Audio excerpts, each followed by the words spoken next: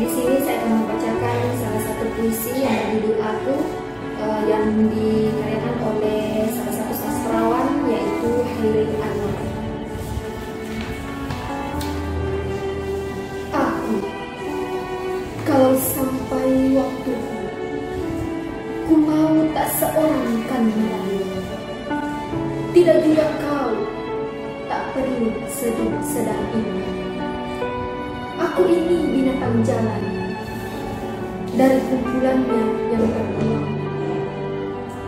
Biar peluru menembus kulitku, aku tetap meradang, menerjang luka, dan bisa kubawa berlari hingga hilang peri-peri. Dan aku akan lebih tidak peduli. Aku mau hidup 1000 tahun lagi.